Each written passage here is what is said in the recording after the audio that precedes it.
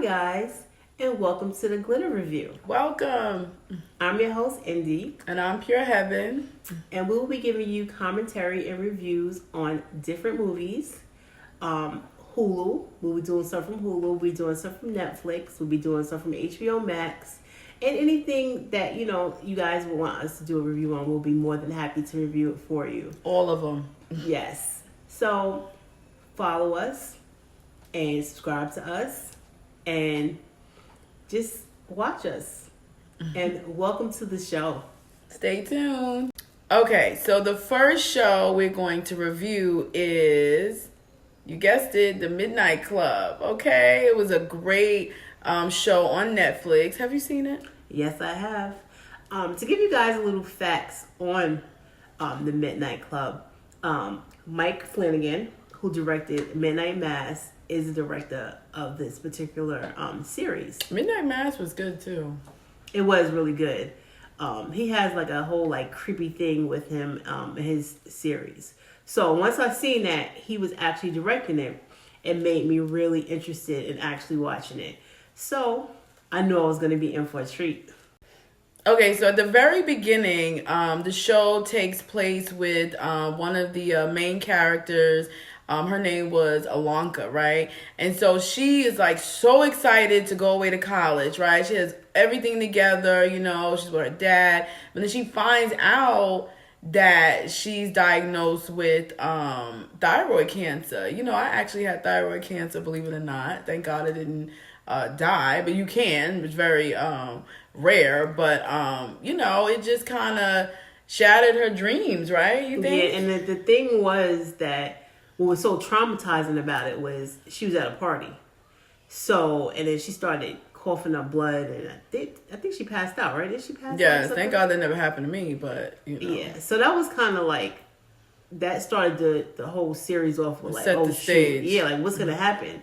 So I thought that it was kind of sad too because she was so excited about going to school. Right? Like, can you imagine that? Like, you're about to take a huge step after high school and it's halted by some medical, issue. Like, that right there alone had us wanting to, watch more. Like, what's going to happen? She's going to go to college? She's going to, you know what I'm saying? Like, okay, the whole purpose, or, it's all surrounded around them getting together in the library and telling these like creepy stories and things like that. Like, that was the fun part. I didn't expect that. So which one was your favorite story, you think, that they told? Actually, it was Anya's story. Like, good. When Anya's story was really good because it was like kind of based off of her life. Mm-hmm. Like when it basically was saying like she was so perfect and she had a perfect life, and basically she was fighting. She wanted to do bad stuff too. So she took what is it? What is it when you she made a deal with the devil. Yes. And even though the lady said she wasn't quite the devil, yeah, because she was like, I don't need your soul. I was like, oh, okay, excuse me. Yeah. But that story really was good because it really it's like one of those things where like it showed how people sometimes really want to be in real life. Like, you want to be that perfect, person and always do the right thing and never veer off to the left. But then in that same sense, one can also feel like, Dad, I want to have some fun. I want to try that, but without the consequences, right? So it sounded good in the beginning, right? So I was definitely like, sounded okay. Because she's like, I want to do the drugs. I want to have fun. I want to party. You know what I'm saying? I want to have sex. And I want to do this. And I want to... But it really hit when she was on stage. And at that time, her doppelganger was doing drugs. Like, Dag, right now. And she felt... I was like, Dag. I was embarrassed for her. Yeah, and then after she made the deal with the devil, it was like she started really doing these things. And it was crazy because... She was enjoying it for a minute. She was enjoying it, but it's like it made a point of view like, hey, you could do the fun things in life, but it has consequences. And it's like you could do those things. In reality, you could have fun, you could drink, you could smoke weed, that's as far as I would recommend. You could do stuff stronger, but that's your own thing. But it the thing about it was that you have to if you're gonna do something, you can't go overboard. And her moderation, yeah, her doppelganger was like doing drugs, I'm having going sex, in. and I'm going she got in. addicted. She got addicted. Isn't that what usually happens? Yeah, but not everybody gets addicted to drugs. Allegedly. So, what was your favorite clip? I'm glad you asked. My favorite clip or story was Kevin, right? Kevin's story was really interesting because why was he hitting everybody with a hammer like that? Like, ow. Like, it just, and even though, well, the TV rating was MA, mature audiences, right? And I agreed because when I saw him, hit the victim with the hammer, I was like, I didn't expect this. You think it's like maybe like a little young adult show, but it really got vicious at that point. But my thing is, they didn't really explain how his mother was tied into that. Remember, his mother was like, he felt like she was making him do it or something like that. Like, even though she couldn't speak. Wasn't that strange? Well, the weird thing is,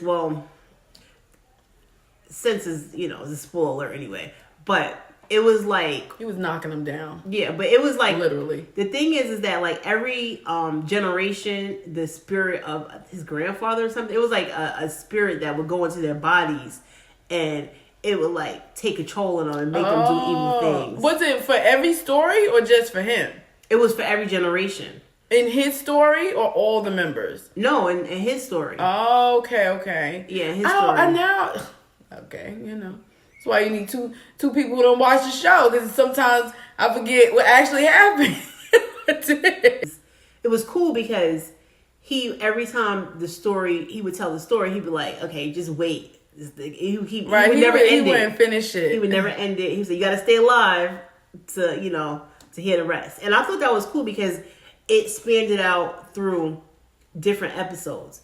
And, it was an interesting thing. I just don't understand how like a lot of their stories kind of reference back to what they like who they are and what they were or what exactly. But that kind of didn't reference back to anything. I mean, because they didn't really do those things. You know what I'm saying? Yeah. He didn't really hammer those people like that. Exactly. Well, he might have been a serial killer. We don't know. That they might talk about it more on the next.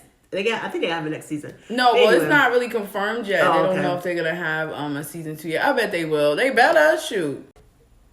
All right, so let's talk about the ritual and how it came to that and stuff. I feel like Alanka, she had a very strong will to live. Like, she wasn't going out like that. She was like, not me. We're going to figure this out. And the thing about people is that, you may not think you're a determined soul and, you're not capable of much. But let somebody say that your days are numbered, and you'd be surprised at what you would do or get into because you have an ounce of hope or faith that makes you feel as though, anything is possible, right? So, she started looking up, what was it called, the 7 or something like that? Or do you remember? I don't know. I know it was like a sign thing that was all over the place. It was the hourglass sign, but she had started that ritual, which was creepy as hell, and they were like putting blood on Anya's head and this and that, and and stuff. So,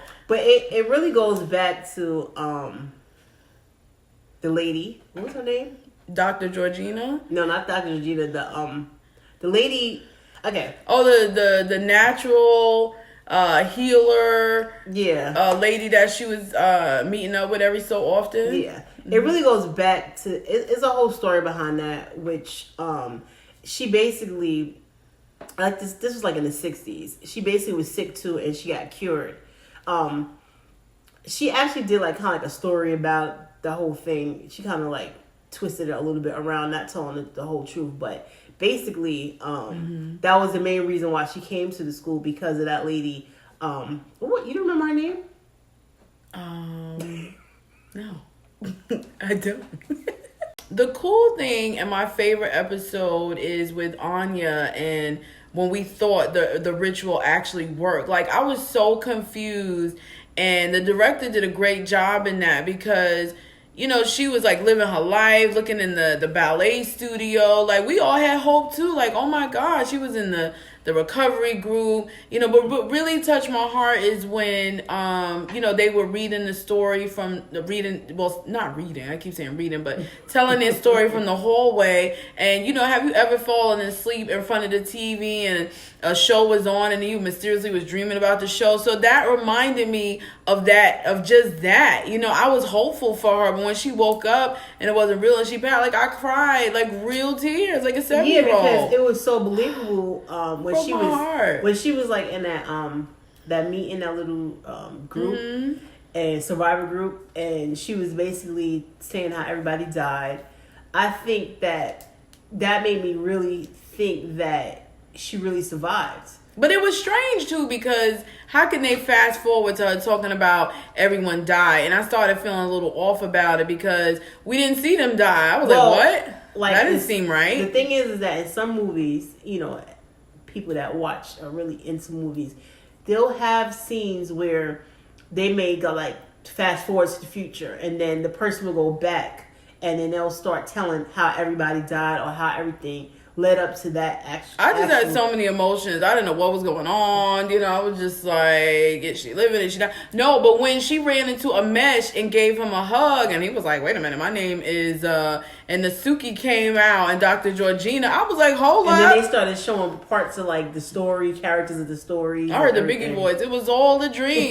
Okay, so what we're doing with all our shows on the Glitter Review is we are going to rate the shows that we review, and we're going to give it between a 1 to a 5 pieces of glitter. Okay, so what would you, Indy, give the Midnight Club? I give it 4 sparkles of glitter.